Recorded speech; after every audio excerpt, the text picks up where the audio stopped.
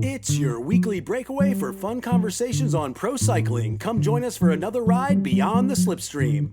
I'm Matt Harper, and together with my brother Justin, we'll do deep-ish dives on professional bike races, teams, riders, and all sorts of cycling-related stories. So jump in the saddle and tighten up those shoes. The road awaits. Allez! Hello and welcome everyone. I'm Matt and I'm here with Justin, and this week on the show it's monument time at Milan Sanremo, where a giant box has finally been checked. A giant of the men's pro peloton finally got his hands on an ever elusive prize which has plagued him for half a decade. And one of the biggest questions in men's pro cycling was answered on the Via Roma in San Remo, Italy this past weekend. Meanwhile, on the descent of the Cipressa, horror and heartbreak visited the women's peloton as some big names went down in a very scary crash. In the end, another rider answered a big question in her own right.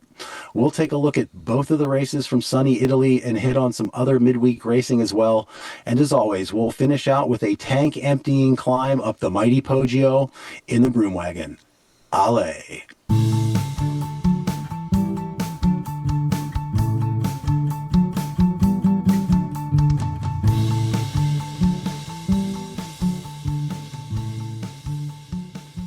All right, well, welcome to the show, folks, and we are jumping right into Milan Sanremo, and I want to open it up with the only place that we can start.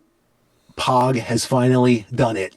He has won Milan Sanremo. It's the biggest question on anyone's minds for the past couple of years is, will Pog ever be able to crack this nut? And he's done it, and he did it without it was not without adversity that he did this. As we saw him in not a huge crash, but a crash nonetheless, a significant crash with it was 20 something kilometers to go, right? 26-ish, something like that. Yeah.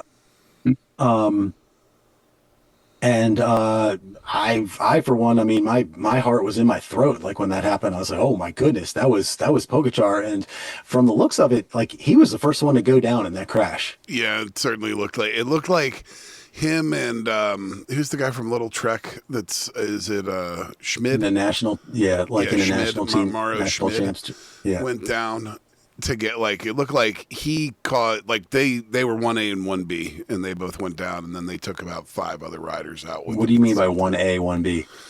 I think one of them. I'm pretty sure that the guy from Little Trek bumped his wheel, and that's what sent him down. But they both kind of were the first 2 on the ground. Yeah, they were in the middle of the peloton, which was kind of interesting. So at that point, like a good 20 riders were like gone ahead of them. Yes. When they went down, and including Matthew van der Poel. Correct. Van der Poel was escaped in front, and like things were just like not looking good. It's like, wait, Van der Poel is out in front. Right. But it basically happened right before the Cipressa. Correct. And it's Milan Sanremo, so this isn't the Tour de France where if the leader goes down or the world champion goes down, then maybe they wait for them, in the peloton. This is Milan Sanremo; they're gone. See ya. And not only that, the entire point of the strategy in this race is speed. Like you have got to just go with the winner is in the group that's going the absolute fastest, like bar none. So yeah, so now it's looking like advantage Van der Poel. Pogačar's down now. We pretty quickly learned that like he hasn't sustained any injury, nor has his bike sustained any injury, and it's just like one of these things where like the last time we saw him crash was at the end of the Tour de France last year in one of those late stages of the Tour de France, and he went down pretty hard on a pretty fast little turn there, but bike was fine, rider was fine, got up, and in that case, as you said, they did kind of wait up for him as memory serves, but here there's no waiting for him, but he's back up and running, and kudos to that team. Now they had lost Jan Christian due to a crash early in the race, who was kind of the talk was sort of like his A tier support was going to be Christian and Del Toro, who have both been just like pouring it on in a big way the entire spring. The B tier was sort of like Vermeersch and McNulty that were gonna because he was without he was without his 2 big guys from last year, which were Wellens and Narvaez, both of those guys out with injuries. And so he still had a pretty formidable team. Well, boom, right off the beginning of the race, Christian's out. So now it's like, okay, well, he's still got Del Toro as his A guy, but then it's, okay, down to Vermeer, McNulty.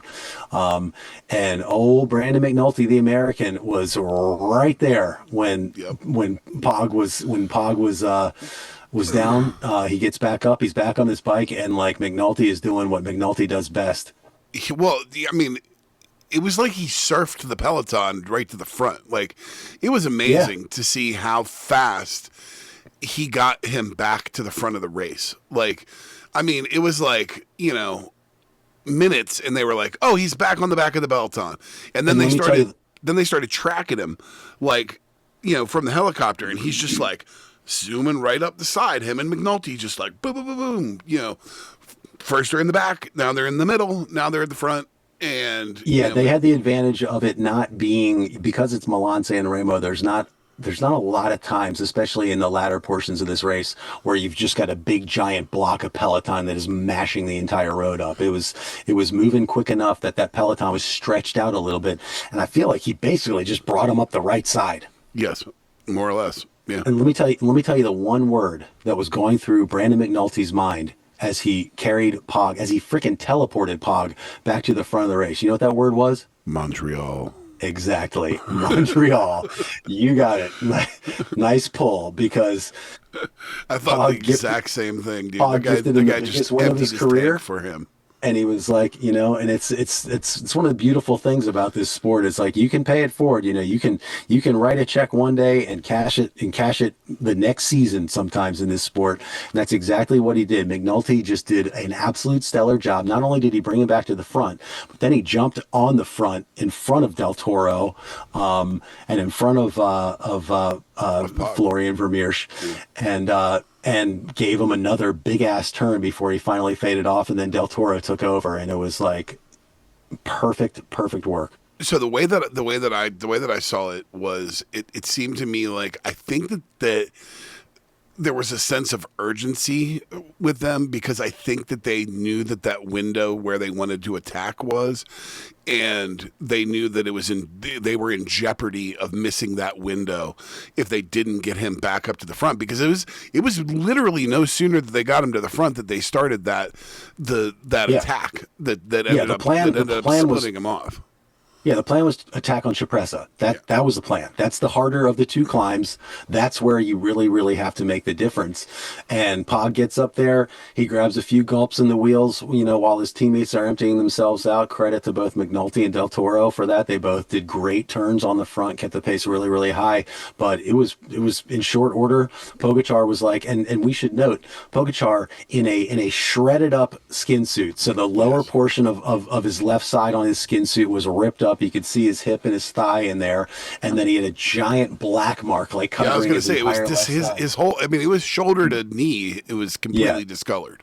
I'm thinking what happened was it was kind of a new road surface and might have been a little bit slick, because like the way his entire uniform was just black was that says to me like it's a new road surface that was like, had a lot of residue on it. But he didn't let it stop him. The guy's a warrior. He was like, I'm here to win this race. I'm only going to get so many chances. This is the big box for me to check. I was down on the ground, but there's plenty of time. Let's put that behind us. It's time to go execute the plan. It's exactly what he did. He just starts putting in those power Pogačar attacks. He just got that style. Del Toro just buries himself. Absolutely, just completely crushes himself to get the separation and then launch him off. And you only have two riders that are able to stick with him. It's Van der Poel and Pidcock. I mean, that's it. That's all you have. And the sad part is that Wout, who was looking really, really good on the day, at least as far as being in the mix, he went down in the same crash, but he needed a bike change. Like he had to wait around for a bike. He immediately had to wait for a bike, and we didn't get to see his chase back to the peloton. I think they showed when he bridged, when he finally reached the back of the peloton, the front peloton. I guess they showed it. But move in between. Like there was so much action happening in the front that they couldn't really spend too much time. I would have loved on the Wout Van Aert. to see a little bit of the Wout chase to the peloton. But I think I think at least I had written Wout off, at that point. Like I didn't see him, being in the mix at all for the rest of the day. So, obviously all the action is up front. And we won't even see Wout again until 500 meters, but it was very interesting to see how it was that he was able to finally pull this off, and really it speaks to his will. He reminds me very much of a Michael Jordan in the sense that he. Even though he can't, he seemingly on paper, it's not going to be hard enough for him to be able to drop these guys. I'd be very interested to see what his power numbers looked like especially through the last 20K, because, he rode Van der Poel off his wheel. The only person that could stick with him was Pidcock, and Pidcock was on, unusual form this week. I mean, he had already won earlier in the week, and I didn't realize you were back to talking about Pog. I thought you were still talking about Wout Van Aert. No. I'd said we wouldn't see Wout again until 500 meters. Right.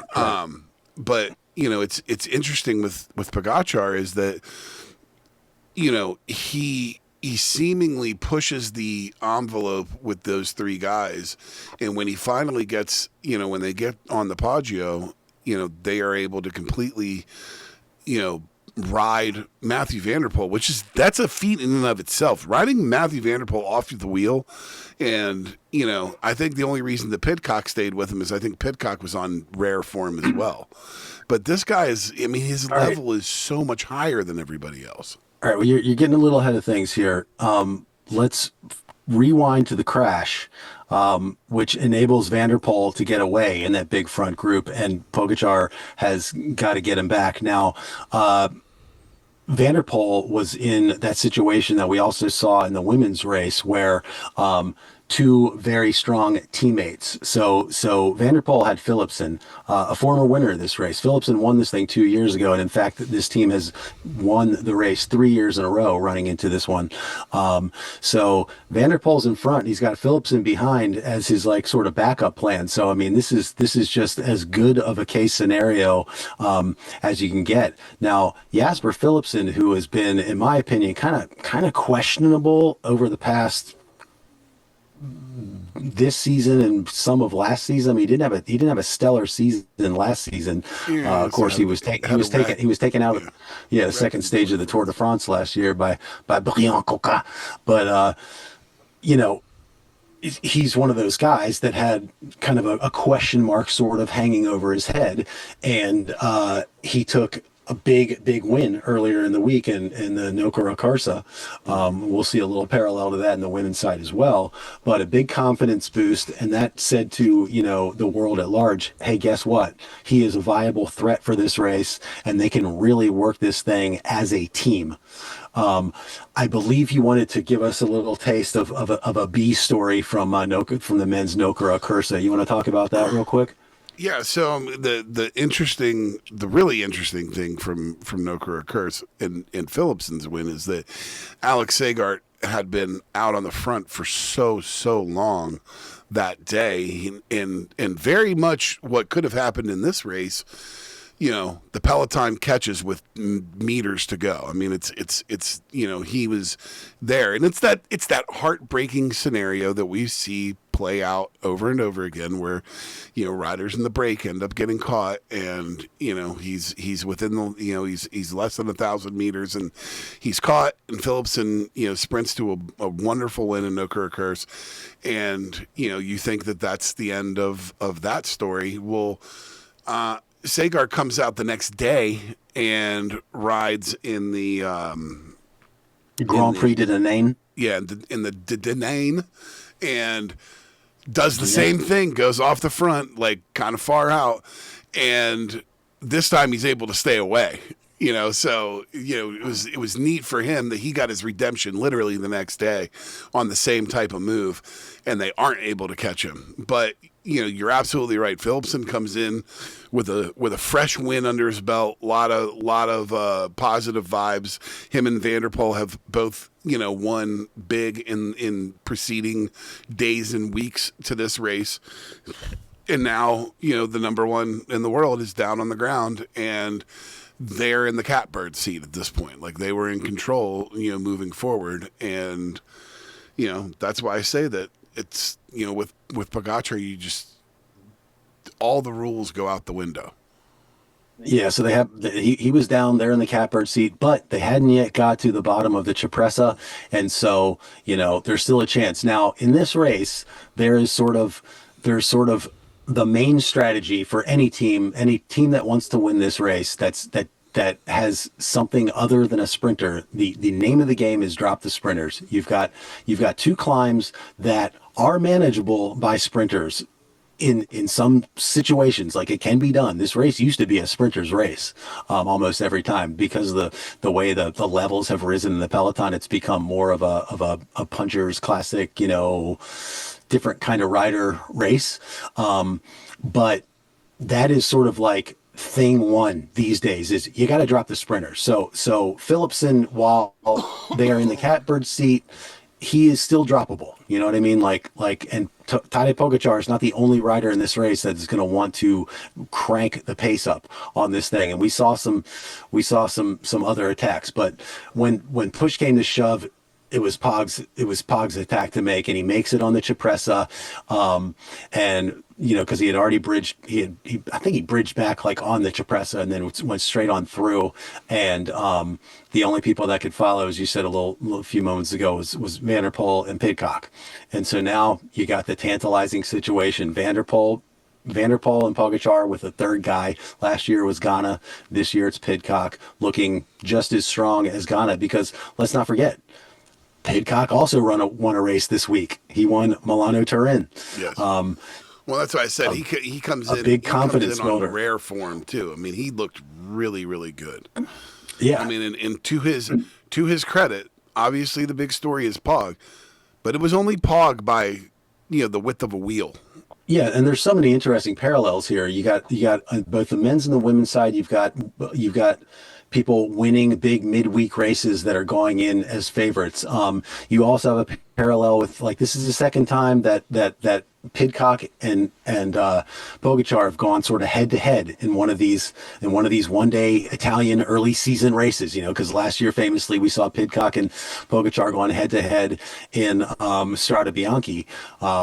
Obviously Pogacar came on top in that one, but again, Pidcock out there. We've always loved him since the minute he started racing on the road, and it's just so fun to see him out there. The guy's got an incredible battle chest full of weapons, and wow, he made it such an exciting race. For, as we saw, about a third of the way up the Poggio, Van der Poel got dropped. It became. That's very why I would clear love very to see quickly. those. I'd love to know the power numbers rolling up there, because I mean that's a feat in of itself that the two of them drop him. You know what I'm saying? Like, they had to have just been crushing it. I mean, maybe he did. Maybe he just didn't quite have it. I don't know. But it's such a rarity to see Van der Poel not be able to hang in that situation, that you have to wonder if they were just completely out off the charts as far as the power numbers were concerned. What makes it even to me, what's more interesting is the fact that it comes down to those three, because you have three very, very good descenders as well. So they drop Van der Poel, but they still have that insane descent where Matty Mahoric, a couple of years ago, was able to push off in that moment and still create some distance on the downhill. Now you've got three of the best descenders in the world all vying, and even after being dropped, Van der Poel has the ability to re-catch them. However, it wasn't meant to be, because he ends up, I don't know if he just gave up or whatever, he ends up getting swallowed back up by the peloton, before the end. Well, if you want to make it even more interesting, the dropping of Mathieu van der Poel, consider this. Let's rewind back to his pre-race interview, literally from the day before. All of the pre-race interview stuff that we were hearing throughout the race, on the wonderful broadcast from what's it called again? The Breakaway, from Eurosport or whatever. Did you catch what he said in his interview? I saw it. I mean, more or less, didn't he just say that, like, Pogacar was super strong? He said, the day will come when he will win the race. he knows that it's going to happen. I mean, when Mathieu van der Poel is like, nah, he's going to win this race. Like, it'll happen. Well, he was so close last year. Maybe he knew something about his legs. I mean, the thing is, as you were saying, we got these three guys. They're incredible champions. They're all great descenders, and all three of them are on a flyer right now. Van der Poel is coming off of the greatest cyclocross season of all time, and then like multiple wins in the beginning of the season, including a giant classic. Pidcock just got his first win in a giant classic. Pogacar has raced one time and destroyed the field in Strade Bianche. I mean, it just doesn't get better than this. Finally, a super, super exciting men's race. Like, that's part of why we love this race so much, is it's almost guaranteed to be exciting. There is no guarantee in any of the other monuments that it's going to be exciting. We have seen Pogacar and others, maybe Paris-Roubaix, but we've seen Pogacar and others just do long-range attacks and finish solo. And this race, that just doesn't happen. So it was incredible. I mean, yeah. Look, so perhaps Van der Poel had a little bit of sort of premonition that his legs might not be the best when he gave that interview. I don't know. Maybe he's just saying that to be a sporting gentleman, but it certainly makes it a little bit more interesting in my mind. It's very prophetic. And I don't want it to be understated. What he did was amazing. On a race that on paper is not a race he should win. He willed himself to the win. Do you think so let me ask you this, just for the speculation of it. Do you think he races it ever again? Do you think it's a one and done, and he's like, I'm done with this. It's on the board. I'm out. I think he will. I think it'll make sense. He's going to want to keep racking up these tallies now that he's realized he can do it. It is possible. I mean, Van der Poel is now no longer invincible. He has been vinced.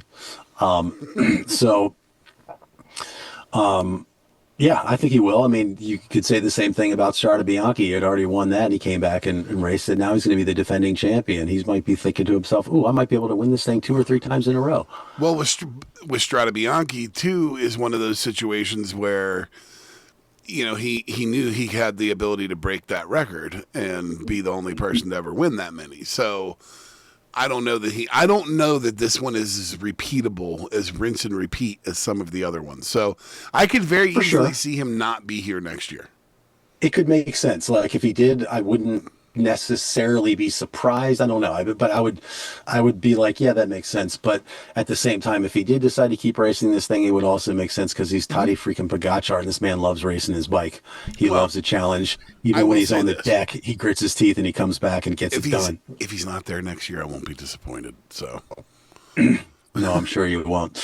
Well, I would like to finish the conversation with some talk about how this rates in his palmares, but I do have a few other comments just in general about the race. So why don't I drop a couple of those, and then we'll finish it out with some talk about Tadej's career. Where do you go from here? Perspectives. Yeah. So first of all, as I mentioned, the Eurosport broadcast package, just such a delight to be watching. I like how Adam Blythe and Sean Kelly were like getting into it in the beginning. I also have to say, Sean Kelly, the man, is 69 years old. He turns 70 on May 4th. It's just incredible to have a freaking living legend there talking about it. This guy's won the race. He's won this race, twice, decades ago, and yet all of his commentary is still completely relevant. His memories are relevant. His experiences are relevant. And I love that the guy's still fit as a fiddle. He's just rocking some jeans, a quarter zip, and some running shoes out there. Just fit as a fiddle, mind sharp. Like, God bless you, Sean Kelly. I'm glad he is a part of that broadcast. It's so cool. Also, got to mention, how about the whole, like, breakaway going off course 2 kilometers into the race? Like, Dude, are you freaking like, that's me? crazy. Are you kidding me? Especially after it just happened in the women's race of Strade Bianchi. Unreal. Could not believe that. It's just like, yeah, deja vu with these Italian races. Like, what are you doing, guys? That was bad. That was bad. And like suddenly the guy's going down. He's going down like a closed off road. And he has to like zig past a truck that's in the middle. Yeah, it's the whole thing. It was all completely ridiculous. Yeah, bad. Finally, I got to give a shout out to the Pulte Visit Malta throwback kits. Have you noticed this trend in throwback kits where now when teams are rocking throwback kits, it's like throwback to the 90s. we're old because the 90s are throwback now. I want to see I want to see Eddie Merckx's Multaney thing. I want to see like, but I guess Uno X gave us the 7-Eleven kits. That was at least to the 70s. That sort of feels vintage. The 90s just feels tacky. I don't know. They were cool, but they were also tacky. I thought they were cool as hell. I don't know, man. And I thought the plethora of jerseys that I just didn't know in the women's race was amazing, dude. Some of those Italian teams have sick jerseys, dude. Did you make notes of any of them? Well, the girl that wrecked their team jersey is awesome. They're all in the start list for the race. If you go into the start list, you can actually see them all. They have them updated. The jerseys, you mean? Mm-hmm. For each team, what they're riding on. You mean the start list, like on PCS? Yeah, but you can't really see them. It doesn't pull up the... Let me see if this does it. Oh, yeah, there they are. So that team of the rider who crashed, I believe that was the Laboral Kutska. Yes, correct. And that is certainly a beautiful jersey. He's got some great like greens and pinks on there. Mm-hmm. You got the Saint Michel jersey, which I think is pretty iconic, equal sides green and orange. Of course, our girl AJ is in the Canadian National Champions jersey, so we don't get that one. Team, what was the other one that I liked? Oh, the one from Team Mendelspec E-Work. It's got this like really cool sort of like white, blue, purple, and black jersey. That jersey looks nice. And I went on record last year as being a fan of the Volker Vessels jersey. That black jersey looks really smooth with a blue on it. It's got that cool blue and the blue around the armbands. Also, I like the Human Powered Health jersey too. Yeah. That's a nice looking jersey. The Fossa Bordello jersey is also cool with like this sort of blue and orange. It looks like that one looks kind of throwback, honestly. The Top Girls, Fossa Bordello, big Italian team from whence Eliza Longo Borghini came out as a junior. Some great jerseys. Another kit that I really liked from the men's race, and this is a neat thing that I didn't know about this team, but the Team Nova Nordisk team. Mm-hmm. Do you know that all the riders on that team are type 1 diabetes? Have type 1 diabetes? I did not know that. I thought that was really interesting. And they literally test they've been doing that for years. And they test them, and they test themselves like literally out on the race course. It's so cool that they're able to like actually field, a not a top level team, but certainly, just a pro or thereabouts. Yeah. For sure. All right. Well, let's finish off talking about Pogacar's Palmares. So now he now has 4 of the 5 monument races. The only one that eludes him is Paris-Roubaix, and he damn sure could have won that thing last year. I mean, that one seems more winnable than this one has thus far. And he's already been doing recon with Vermeer shot there, so we know that it's definitely the top priority for him right now. I think it was really funny because Mauro Giannetti, is that his name? Am I saying that right? Yeah, his team boss. His team boss was he like said something about this race is more important than Tour de France, and then Mauro was like, yeah, but the Tour de France, but it's still really important. Yeah, yeah. I also liked when they showed a clip of the UAE team, Mauro and the other guys actually watching the finish of the race, and they were all literally like huddled around an iPad. I'm assuming it was. You couldn't quite see what they were looking at. I'm assuming somebody had an iPad. So it's like all these guys are just like standing around at the end of the race, like waiting for the riders to come in. They have no way to like actually see what's going on unless they're like sitting there watching an iPad, and they show them all like in a huddle, like looking down, and then all of a sudden all their heads pop up and they're like, ah, So also, speaking of good shots, I love it that Pog gave us yet another iconic photo that will go down in the ages when he celebrated in that like low sort of like, rah, rather than being up and hands up. It was like a totally different look than you're used to seeing, which is him like crouched over the butt. It's almost as if he didn't realize for a second. He had a little bit of a delayed reaction there as they came across, and he was just like, let me just make sure that I just did this, and then he does it, and he was still in his bike throw tuck, and then he realizes it, and he gives out the roar as he lifts his fist. So iconic. But yeah, so I would say he's going to be going for it at Paris-Roubaix in 3 weeks, right? Yep, something like that. Yeah, I think Flanders is in 2 weeks, and then Roubaix is in 3 weeks. The week after, yes. So that's going to be super exciting. I mean, this guy has a chance to basically close out the monuments in 3 weeks from now. He could be a 5 monument winner and join some very, very rarefied air. Yeah. And then after that, I mean, really the only big prize, like they were saying on the breakaway, is the Vuelta. Yep. I mean, what's left after the Vuelta? Well, I would say an Olympic gold medal. Yep, an Olympic gold medal, and which we will watch him win. Do you assume that he just tries to start, ticking off every race that he can? Like, yeah, I do. And winning as much as he possibly can to get his like all-time wins number up as high as it'll go. Yeah. So, I mean, I could definitely see him competing away, which, while it may take away a little bit from if he's popping into some smaller races, but it'll also like really help those races. So like it's like a double-edged sword where I'm like, but yeah. I mean, I can't imagine that man could comfortably retire from pro cycling without winning the Maryland Cycling Classic. So, he's going to be checking them off. He wants to get all of the big prizes in professional cycling. The really big ones. And no rider can truly say they're one of the greats without winning the Maryland Cycling Classic. I mean, Matthias Skelmos, Sandy Dujardin. I mean, these are some huge names. Huge names. So yeah, and then it's a Vuelta, which the Vuelta he can my win cycling Mount Rushmore definitely has Sandy Dujardin on it. Mine does. I feel like the Vuelta is the easiest of the three Grand Tours to win. Like, I don't think he's gonna have a problem winning that. And quite frankly, the man could go out and decide to win it this year if he wanted to. Yes.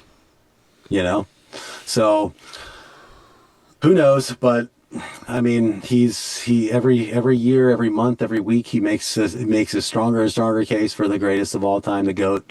Hard to argue against it.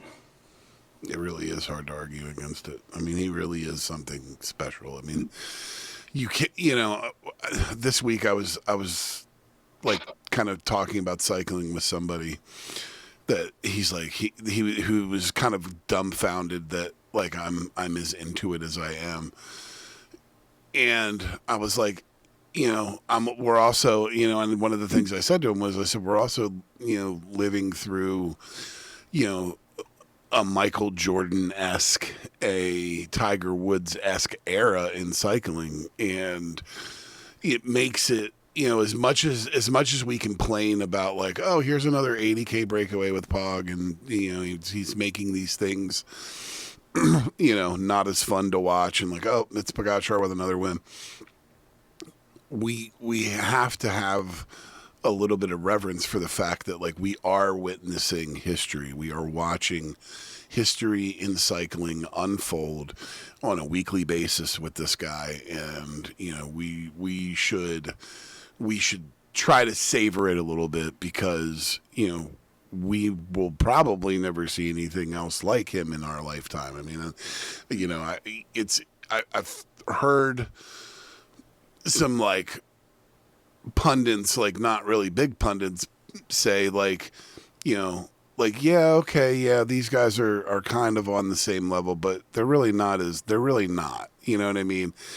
And I think what guys are on the same well, level? like Paul Seychelles and Isaac Del Toro. Like somebody had said, like on the same level as Pog. Yes, and like as much as we want to say that Isaac Del Toro is really really good and he's doing all these things, like he just isn't Pog. You know what I mean? And most likely will never be. Ayuso's not Pog.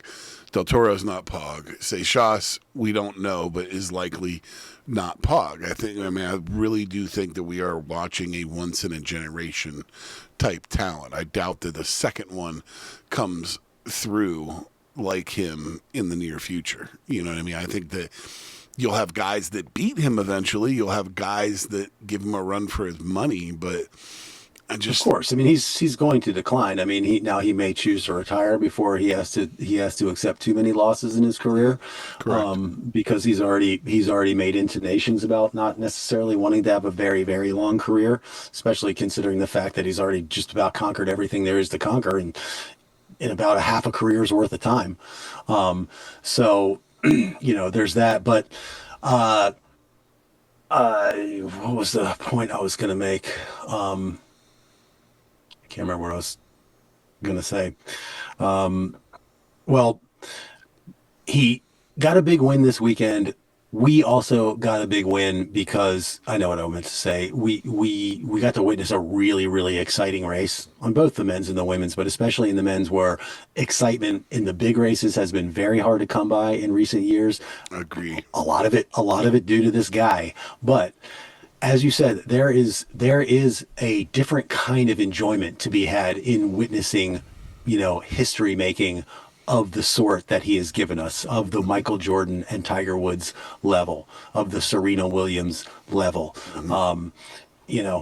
To be able to say, I remember when 20 years from now, we're talking to people who are just getting into their cycling fandom and we're like, oh yeah, you've never seen anything like what we witnessed. That's definitely a very cool thing. So we salute you, Tadej Pogacar. Another big box checked. And we're going to be talking here momentarily about another rider who also checked another pretty darn big box in her career. Stick around and we'll have that for you in just a few. Please check out our other show, Inglorious Brothers, a pop culture show with cult classic swagger. Search and subscribe in Apple Podcasts, Spotify, and YouTube, or click the link in the show notes.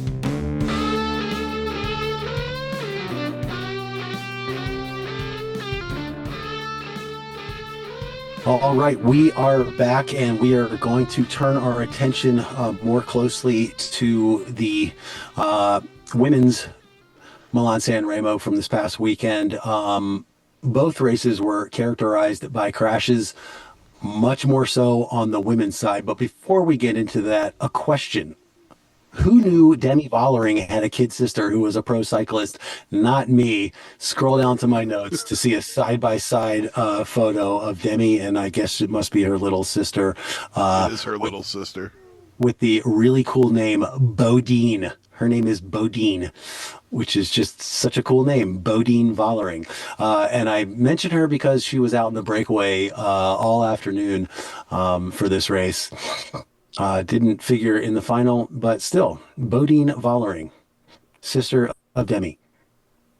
But yeah, as I mentioned, other than the hair, they look exactly the same. Yeah, they look pretty similar. Yeah, so things, in this race, it was pretty straightforward. Breakaway was out there all day, caught just before they get to the Cipressa. Boom, we head up to Cipressa, and Kasia Niewiadoma is hitting it hard because, as we learned less than 24 hours before this race started, not one but two big hitters who were had been on the start list up until then were off. One of them was Eliza Longo Borghini due to, I believe, like a flu or a stomach bug or something like that. And I did not catch why Pauline Ferrand-Prévot was not racing. Did you catch that? I did not. And I believe Lippert was also supposed to race and didn't race. And also Mariana Voss, who apparently Voss. Was it her father or her grandfather that's taken a turn like for the worse? It definitely was family illness thing. Yeah. Yeah, so she had to rush to be by the side of a dying loved one, I believe. We're going to get more into our fantasy stuff a little bit later in the show, but that definitely had a major effect on our fantasy outlook going into this race.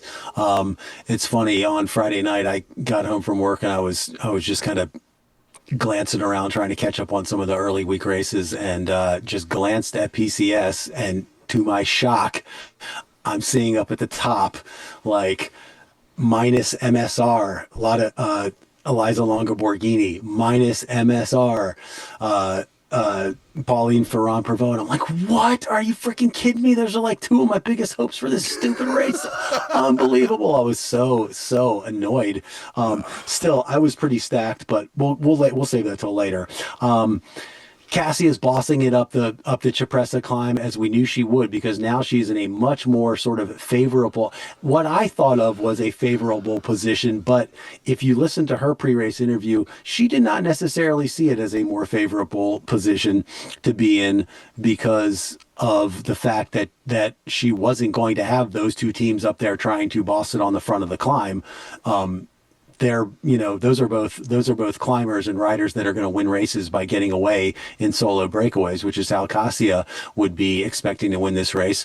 We have already seen Cassia going head to head with both Eliza Longo Borghini and Demi Vollering off the front of big races this season. So, what we're expecting to happen is happening. Cassia is on the front bossing it. She's got some of the other big names there with her, Noemi Rugg amongst them, and also Cedrine Carball, her teammate. Lots of hitters up in the mix in the beginning of the Cipressa. You had Kim LaCourte Pinard, you had Lotte Kopecky up there, you had Elisa Balsamo is up in there. Of course, Kopecky's big teammate, Lorena Vibas, she's still in the mix. Petersa was there. Puck Peters, absolutely. Had a couple of riders from UAE up in there. What was it? I can't remember, but a couple of UAE riders. You had the one that won a couple weeks ago, Eliza. Gasparini and Vladicek also, who was, I think, the VIP or the MVP of this race, was Vladicek. I honestly, we might be getting a little bit ahead of ourselves, but basically it's a big group that goes over the top of the Poggio. Nobody is able to separate anybody. So all of the hitters are together going over the Poggio. And then we get into the downhill, and not the Poggio, no. Because going clear on the Cipressa was Nika Nguyen. Yeah. So Nika Nguyen goes off the front. Now, Nika Nguyen would have been riding in support of Voss, but they don't have Voss. So now and Ferrand-Prévot.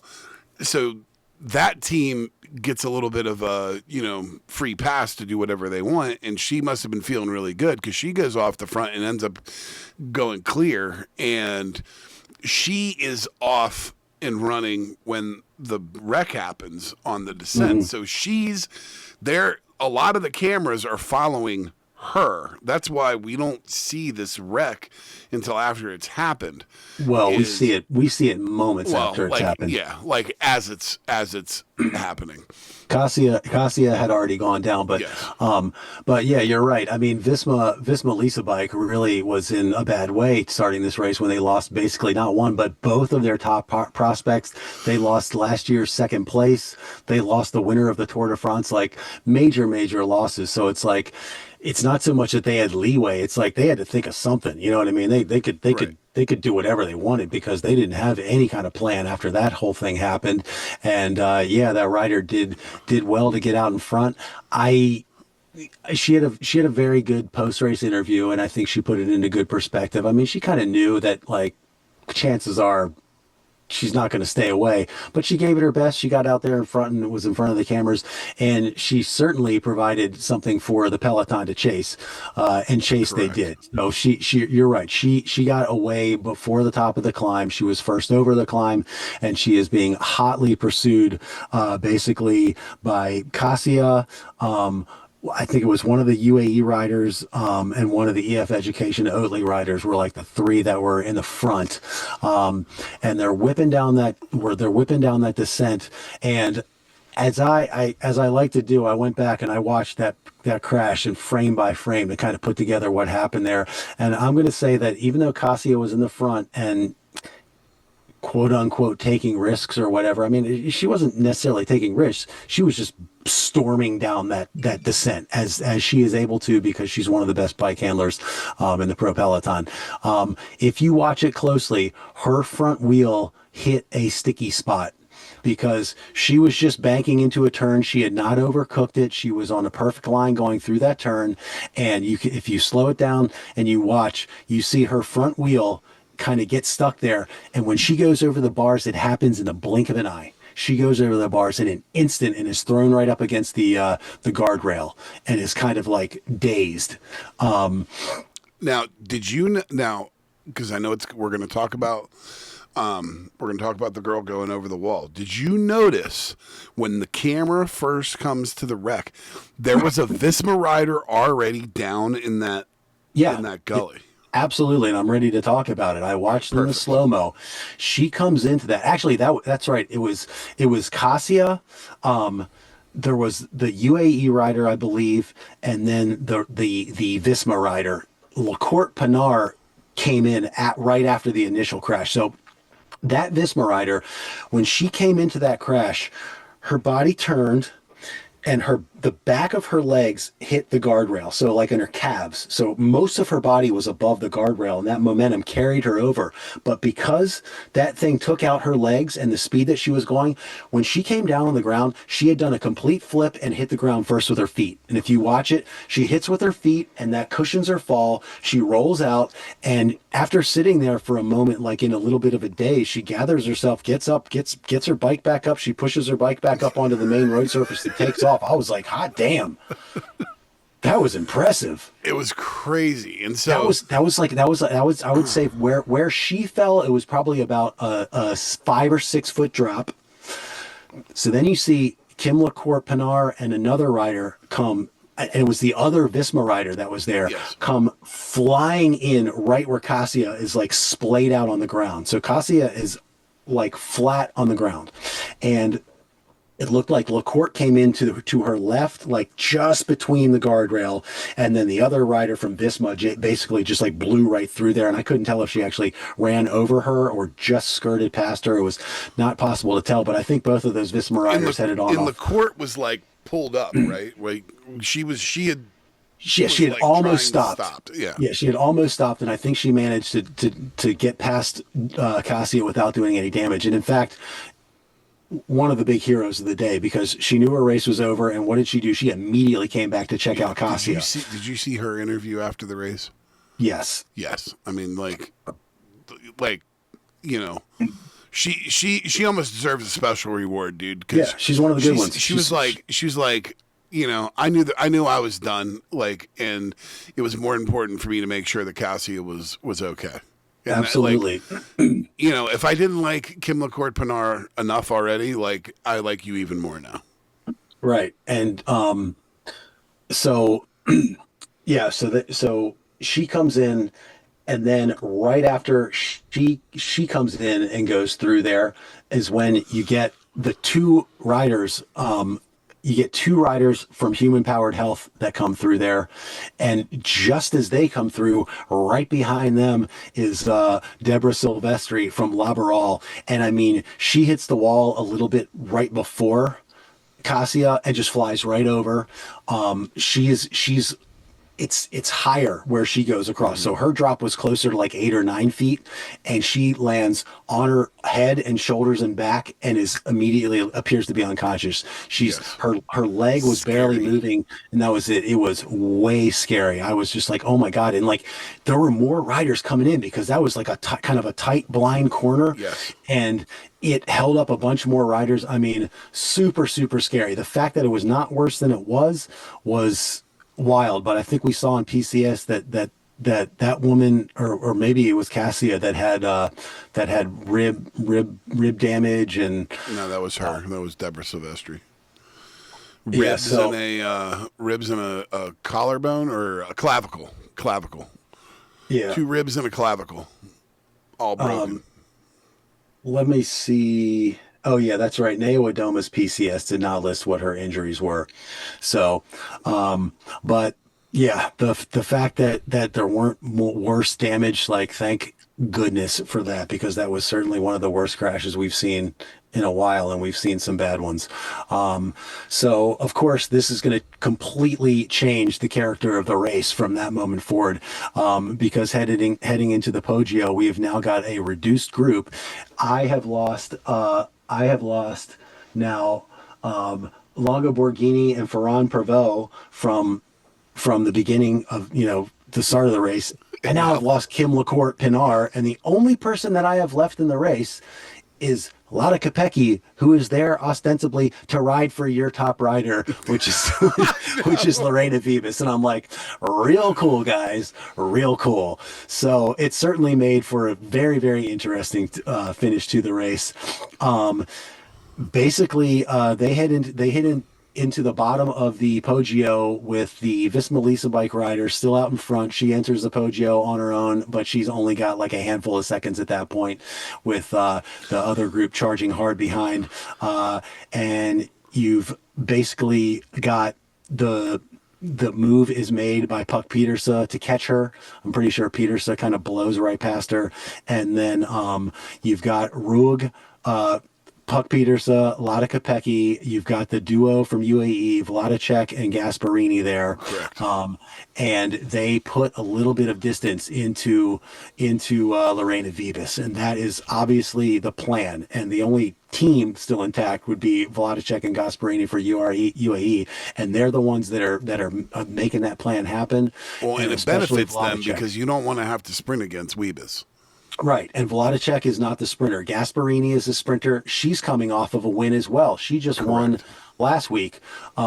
So, once again, you got these riders that are in form, and you got Vladicek, who has just been crushing all season long, and she gets on the front, and she is doing the lion's share of the work up this climb, and she puts in a huge attack with about a half a kilometer to go, and the only person like on her wheel is Lada Kopecky, and when they go over the top, they got about 8 seconds on the Vibas group, so we're set up beautifully. You know what I mean? Now, last year, Kopecky was back in the chasing group with Vibas. There was only one rider out ahead. That was Eliza Longo Borghini with a group chasing.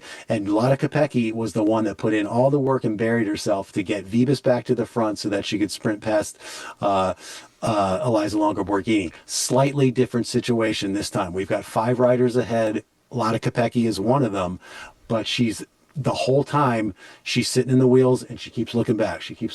Where's Lorena? I mean, credit to her for being very, very aware of what is going on in this race situation. Well, and what she didn't know is that Lorena Wiebes was working for her at this point.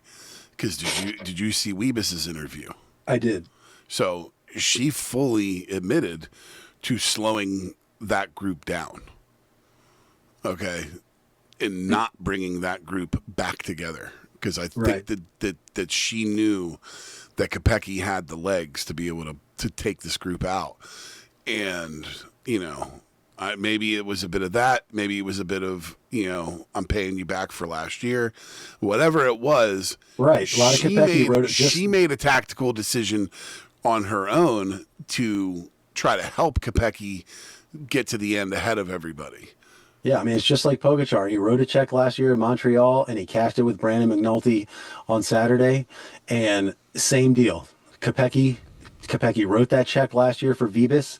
She found herself in that situation. She was still very much aware of Vibis behind her the entire time, but it wasn't really up to her whether her group was going to stay behind. Now, she could, at one point, she was on the front, and I thought to myself, I wonder if she would actually try to slow this thing down. I also wondered if it was any other rider on SD Works besides Lotte Kopecky finding herself in that situation, would she at some point have dropped off that group, gone back, gotten Lorena Vibis, and tried to pull her up to the front?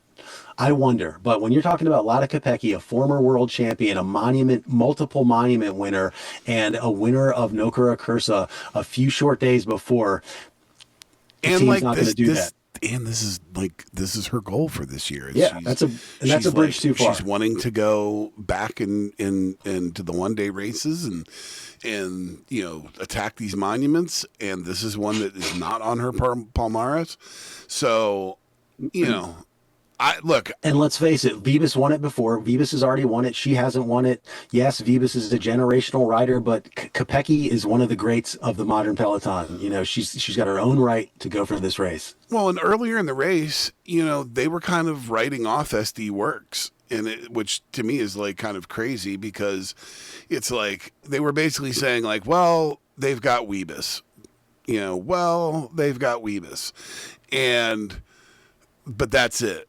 And I think tactically they did a wonderful job. I think that they did, I think that it was an absolute team effort on their part, and they played it as well as they could. It was an easy hand to play, but they played it to perfection. Yes, very, very well. And I won't lie, when I watched Kopecky go across the finish line, as happy as I was definitely yelling, fuck. Yeah, the fantasy contest has just completely changed the complexion of our bike race watching, like totally. But honestly, Lotte Kopecky, she has a lot of weapons in her war chest as well. But her biggest weapon on that day was Lorena Vibis being 5 seconds behind her. Mm-hmm. That was her biggest weapon. Yeah. She did not have to do a lick of work on that entire run-in. And I mean, it's a good thing that she didn't, because Noemi Rugg was 6 inches behind her. I'm thinking of the men's race, but Noemi Rugg was less than a bike length behind her. I mean, she got up. And on the original shot, it looked closer than it actually was. When you saw the overhead, she was definitely further out in front than it looked like. But it was still less than the bike length. And you know what? Credit to Noemi Rugg. She just stepped up she was third last year. She's second this year, as Danny Rowe, I think, said in commentary. Well, she gets to rest on the knowledge that she'll be winning it next year. So, love seeing that. We love EF, our beloved American team, and great work from Cedrine Carball to set her up. Some great work in the final for there. We did get a report from the DS of Laboral afterwards that Silvestri was okay. And as we mentioned, total class from Kim LaCourte, looking out for Lotte Kopecky. I mean, looking out for Cassia Doma there in the final. Now, what are your thoughts on the Kopecky Vibis? We have seen in the past bits of tension within the SD Works team, but a lot of that tension I feel like was centered around Demi Vollering. She's obviously no longer in the team, and I feel like Weebus and Kopecky, there's a bit more of a mutual respect between those two. Agreed. I agree. I also think that they're different enough types of riders that the overlap will be minimal, and we obviously see here where there's overlap, it wasn't a problem at all, and in fact, it played into their strength. And now they've each got one. They can approach them in ensuing years with a lot more, nonchalance, or in a more carefree way. So, Lotte Kopecky now has 3 of the 5 monuments. She lacks LB. Has she won LBL? Oh no, you're gonna have to look it up. I think think maybe she has I know she 3. has not won Lombardia. I think she's at 3 She now. has Roubaix. Well, there is no Il Lombardia. Oh, yeah, that's right. There is no Lombardia. But So I did hear that there may be in 27 or 28. yes, I did hear that as well. She has not won. She has not won LBL. So she has 3 of the 4 So she at has this point. Flanders, she has Roubaix, she has MSR. And given her talents, her bag of her arsenal of weapons, I don't think LBL is out of the question for her. And we have seen her sort of transitioning to more of a Grand Tour style rider in terms of her physiology and just the racing that she does. And given that, I do not think that an LBL win is by any means out of the question, and she is most certainly has it on her race program this year on April 26th. So who knows? We could see another rider on the women's side completing her package, and you know that she's going to be the team leader at LBL. Yeah. And she'll have Anna Vandenberg in there to help her out. She will likely have your girl Misha Bredevald. Isn't Bredevald on that team as well? So. Yep. Yeah, she got a lot.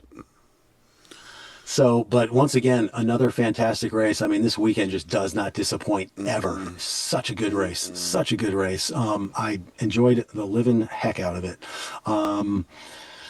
So we'll put a pin in that. Now, I did want to get into some talk about some other racing, mainly our guy Dylan Groenewegen, the old man of the sprinting peloton, who is quietly just riding out the latter part of his career in style. You know, he's not necessarily going to the biggest races or winning the biggest races, but my man is still winning. And he's got 3 wins this season. He just won the GP Jean-Pierre Monsere, which is, the race of which I did a long Broom Wagon talking about the fateful career of Jean-Pierre Monsere, the French the world champion who was killed in the rainbow jersey and who then lost his own son killed in a rainbow jersey in the same way that his dad was killed. One of the most harrowing stories ever. But yeah, Groenewegen wins that. That is coming on the heels of a win in the Bretagne Koerse Classic earlier in the week, and a win at the Classica Comunitat Valenciana earlier in the year, as well as a second on stage 2 at Étoile de Bessèges and a third at the Classica Almeria. Dylan Groenewegen quietly just crushing for the Rose Rockets. I think that from the team standpoint, it was a tremendous value to add him. All right.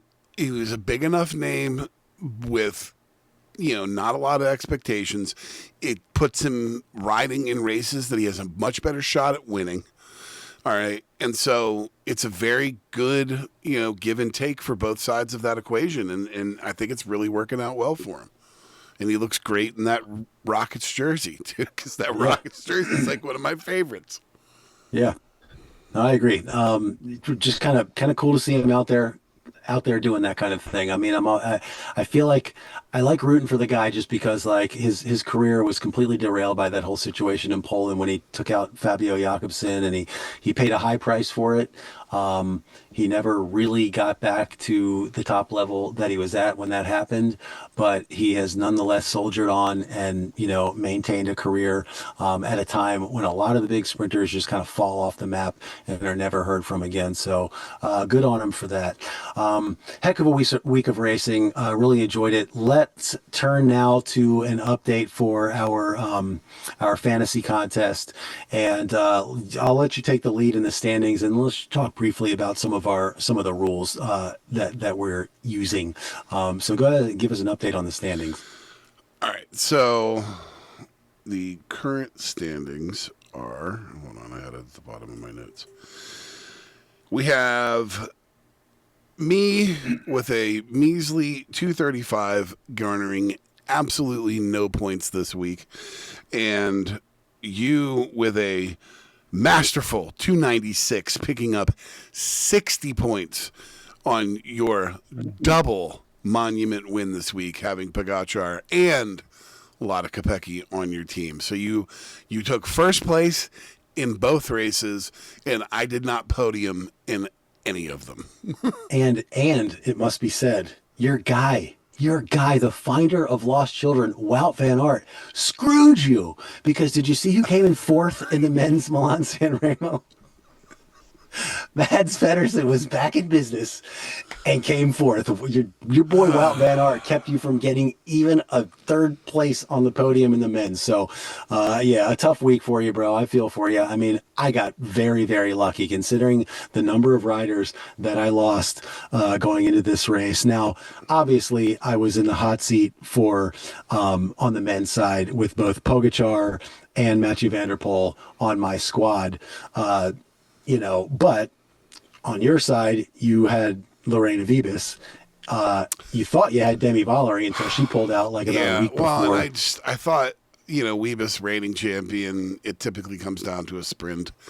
I thought that my chances were damn good. So I figured. She was the top favorite. I mean, she was the bookie's top favorite. At worst, we split, and you ended up taking all the points and then some. So. Yeah, and I mean, you also had the whole thing with, like, as I was saying when we were discussing it earlier, about the fact that if it came down to it, the plan was most likely for my rider to be working for your rider. So correct. Pretty amazing how it turned out for me. No complaints. Now, we had a lot of conversation about the rules of this thing and how it's going to work with us subbing in riders and subbing them out.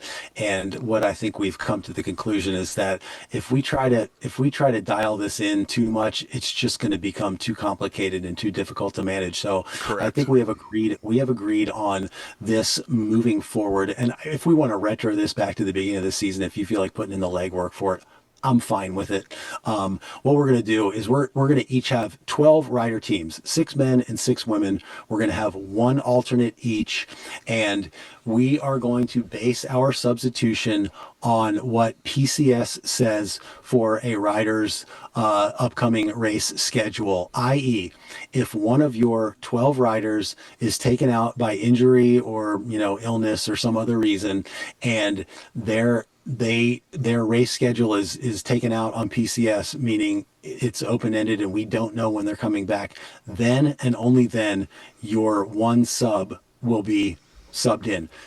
If your sub is in and your main rider is out, and then another one of your riders goes out, well, then you're shit out of luck. At that point, there's no more substitutions. You're just out of luck, and let the chips fall where they may. That sound right to you? It does sound right to me. Yeah, so as I said, if you want to put in the legwork to claw it back to the beginning of the season, I'm fine with that. Maybe you'll pick up some points, maybe I'll pick up some points. I don't know how that'll play out, but I'll leave that up to you. So with that, let's take a ride in the Broom Wagon. What do you got for us this week, Justin? So I'm going to take us on a little ride through history with two of our races this week. So the first being, I'm going to talk a little bit about some history from Milano-Turin. All right, so Milano-Turin, which Tom Pidcock won earlier this week. It is the world's oldest one-day stage race, 106 editions, all right, dating back to 150 years ago. So there's been 43 years where there was not a race, all right, so over the course, but there's been 106 editions. There is some argument that there was one that was started and not finished. So some people say it's the 107th, but we're going to go with Rob Hatch in 106. Was really interesting about this race that I did not know. All right. Marco Pantani was almost killed in this race when he and two other riders were plowed into, him and two other riders plowed into a 4-wheel drive vehicle the police mistakenly led on course. All right. Isn't that crazy? That's crazy. And it was won in 2012 by Alberto Contador. It was his first one-day race win in his career. And then it's all right. Now on to Milano Sanremo. A couple of neat, like, historical things that have happened in this race, as far as, like, you know, top crazy moments that happen. So Milano Sanremo is part of the infamous coffee stop. Do you know about this? I think I've heard of this, but do enlighten me. So in 1946, after a 150-kilometer solo attack, all right, Coppi, the you know, famous Italian cyclist, all right, stopped for Coppi, stopped for an espresso, all right, leaving him 14 minutes ahead of the nearest rival by the finish. He was so far ahead. Wow. That he stopped for an espresso on the route and still finished with 14 minutes. 2022 saw Matty Mohoric's historic descent on this, where he used a dropper post to his full advantage. So, like, his post, like, you know, had like an adjuster to where he could lower it down so that he could get into a better aerodynamic tuck. Yeah, it lowers the center of gravity for a rider, and you can just stick to the road better. And he you know, flew down the Poggio. In 2021, the year before, we had Tom Pidcock's debut, where he did the absolutely daring, all right, descent of the Poggio. And you can go see all these videos. I will try to find links and get them all into the description so you can see them. But I love these older races where you can go back and find out some really interesting little tidbits about what's happened in the past. So definitely. That is all I have. What did you have for this week, sir? Yeah, it's cool. Like when I went back and watched the Jean-Pierre Monsere thing, and you can go back and like watch how he won the world championships, or as we were talking about earlier, like when they were showing the old clips of Sean Kelly, you know, winning MSR in his day and how he did it, you know, and it's just yeah, these there's such a rich history. I love digging into it as well. Thank you for sharing that. I am unfortunately going to have to end today's wonderful show about some terrific racing on a kind of a down note. But there was a story this week about Olympic cyclist, former former Jumbo Visma rider Rowan Dennis, the time trial specialist, who, if you'll recall, received a 17-month suspended sentence over a 2023 incident in which he killed his wife outside of their home with his car after they had gotten in a fight. I guess they weren't able to prove absolute, you know, like intent or whatever, but he pleaded guilty to one charge of creating the likelihood of harm. And got a 17-month suspended sentence. His wife is dead. This week, he got a new Porsche and made an Instagram post in which he referred to his Porsche as a weapon. Like, really, bro? A weapon? Yeah. So I am washing my hands of that guy. If there was ever any redeeming factors for him, they are now gone. That dude is a piece of shit. And it's a real shame because, you know, on at least one occasion, he put in a turn that enabled Jonas Vingegaard to win the Tour de France, I believe. And, you know, we had a really, really fond memory of that guy, and it is gone now. That dude is a piece of shit. And the fact that he would post something like that just sickens me. And I wish only the worst for him moving forward. What a monster. Yeah, that is disgusting. So I do hate ending the show on such a down note, but I did want to call attention to that ugly story. So that is going to be all for this week. Join us next week for racing coverage from around the European continent and a look forward to the start of Pro Cycling's Holy Week. Until then, for my brother Justin, I'm Matt Harper. Thanks for listening. We hope you'll join us again soon for another ride beyond the slipstream. Allez! Beyond the Slipstream is a part of the Harperama family of podcasts. Find us on Apple Podcasts, Spotify, and YouTube. Please like and subscribe, smash that button, leave a 5-star review, and most importantly, tell all your friends about us. Thanks for listening. Talk to you next time. Ale!